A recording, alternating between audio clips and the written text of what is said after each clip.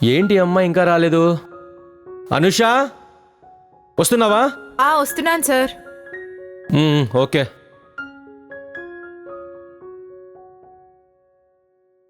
Sorry sir, ఎంతసేపు అయింది వచ్చి? ఇప్పుడేనమ్మా వచ్చింది. ఏంటి ఇంత లేటు? ఏం లేదు సార్, మార్నింగ్ లేట్గా లేచాను. అవునా, సరే సరే.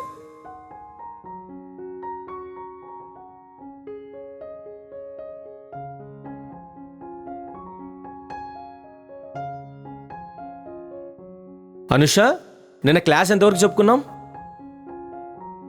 అదే సార్, ఫిజిక్స్లో క్వాంటమ్ థియరీ వరకు చెప్పుకున్నాం సార్. Okay okay okay. సరే కానీ బ్రేక్ఫాస్ట్ చేసావా? చేశాను సార్. సరే సరే. ఇంతకీ మీ సిస్టర్ ఎటు వెళ్ళారు? మార్నింగ్ జిమ్కి వెళ్ళింది సార్, ఓ 10 minutesలో వచ్చేస్తుంది. మీ సిస్టర్ మాత్రం భలే ఫిజిక్ మెయింటైన్ చేస్తుంది. అవును సార్, అవి తినకూడదు ఇవి తినకూడదు అని చంపేస్తుంది. రోజు ఇదే గొడవ సార్ మా ఇంట్లో. అవును, మరి ఫిజిక్ మెయింటైన్ చేయాలంటే ఆ మాత్రం డైట్ ఉండాలి కదా. ఏమో సార్, రోజు చంపుకు తింటుంది. సరే సరే. నిన్న క్లాస్ ఎంతవరకు చెప్పుకున్నాం?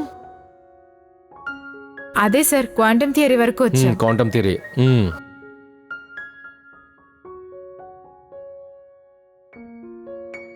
ఇక్కడి వరకే కదా వచ్చింది? అవును సార్. ఇక్కడ నాకు చిన్న డౌట్ ఉంది సార్. చెప్పు. ఏంటమ్మా నన్ను అడగచ్చు కదా. ఏదైనా ఉంటే నన్ను అడుగు, మొహమాట పడక అసలు నువ్వు. అదే సార్, రాత్రి కాల్ చేద్దాం అనుకున్నాను మీకు, మీరేమనుకుంటారో అని చేయలేదు. అవును అనుష, నీకు ఒక విషయం చెప్తాను, ఏమనుకోకు. ఏంటి సార్, చెప్పండి, పర్లేదు. అది కాదురా, నువ్వేమైనా ఫీల్ అయ్యావనుకో నేను బాధపడతాను. ఓపెన్గా అడుగుతున్నాను, నా మనసులో ఉన్న విషయం చెప్తాను నీకు. నువ్వు అసలు ఏం ఫీల్ అవ్వకూడదు. అయ్యో అదేం లేదు సార్, మీరు 2 years నుంచి నాకు క్లాస్ చెప్తున్నారు, మీరెప్పుడూ మిస్బిహేవ్ చేయలేదు, మీ మీద నమ్మకం ఉంది. పర్లేదు, చెప్పండి సార్. ఏం లేదు అనుష, 10 daysలో ఎగ్జామ్స్ ఉన్నాయి కదా. మీ సిస్టర్ ఏమో నేను ఎలాగైనా సరే ఫస్ట్ ర్యాంక్ తీసుకురావాలని చూస్తుంది. నేను కూడా చాలా ఎఫర్ట్ పెట్టాను, కానీ నువ్వే కొంచెం పూర్గా ఉన్నావు సబ్జెక్ట్లో. అవును సార్, ఏం చేయాలో నాకు అర్థం కావడం లేదు, మీరే ఏదో ఒకటి చెప్పండి సార్. సరే అనుష, నేను విషయం చెప్తాను, ఏమనుకోకు. ఎగ్జామ్ ముందు రోజు నీకు క్వశ్చన్ పేపర్ ఇచ్చేస్తాను. అవునా? అలా ఎలా ఇస్తారు సార్? ఏం ఇబ్బంది ఉండదా మీకు? అవన్నీ నేను చూసేసుకుంటాను. క్వశ్చన్ పేపర్ నీకు ఇస్తాను, యాస్టిస్గా ఫాలో అయిపోయి ఆ ఎగ్జామ్ నువ్వు రాసేసావు అనుకో, నువ్వు కాలేజ్ ఫస్ట్ రావడం మాత్రం పక్కా. మీ సిస్టర్ కూడా చాలా హ్యాపీగా ఫీల్ అవుతుంది. నిజమా సార్? మీరు చెప్తుంటే నమ్మలేకపోతున్నాను. సరే సార్, ఎలాగైనా క్వశ్చన్ పేపర్ ఇవ్వండి, నేను అదే రాస్తాను. కానీ దానికి ఒక చిన్న ప్రాబ్లం ఉందిరా. అవునా, ఏంటి సార్ అది? చెప్తాను, కానీ అది ఎలా చెప్పాలో అర్థం కావట్లేదు. పర్లేదు, చెప్పండి సార్, ఏం కాదు. సరే, నీకు ఒక విషయం చెప్తాను. ఈ విషయం మీ అక్కతో చెప్పానని నువ్వు నాకు ప్రామిస్ చేయాలి. సరే సార్, ఈ విషయం అక్కతో చెప్పను, మీకు ప్రామిస్ చేస్తున్నాను. చెప్పండి సార్. సరే సరే అనుష, నీకు ముందు రోజు పేపర్ ఇస్తాను. దానికి మా ఇంటి హెచ్ఆర్ ఉన్నాడు, తను ఎంతవరకు డిమాండ్ చేస్తాడు ఆ మనీ నేను ఎంతైనా ఇస్తాను.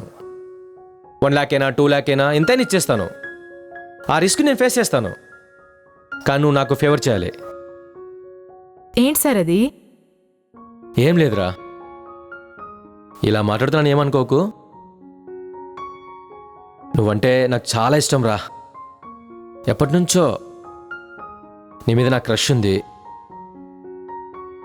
అలా ఎక్స్ప్రెస్ చేద్దామంటే నువ్వు ఎలా ఫీల్ అవుతావు అని ఇన్నాళ్ళు చెప్పలేకపోయాను. నువ్వు నాకు ఎక్కువ ఫేవర్ చేస్తే ఆ పేపర్ని ఎలాగైనా పర్చేస్ చేసి నేను నీకు ఇచ్చేస్తాను.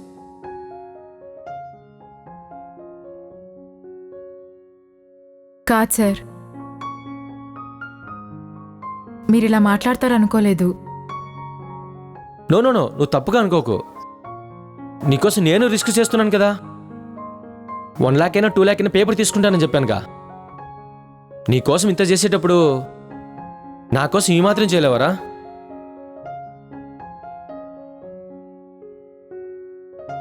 సరే సార్, నాకు కొంచెం ఆలోచించుకునే టైం ఇస్తారా?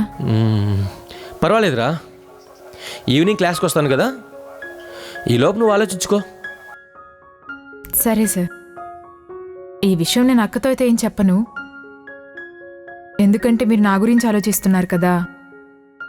పైగా నా కోసం 1 lakh 2 lakhs ఇన్వెస్ట్ చేస్తున్నారు. అలాంటప్పుడు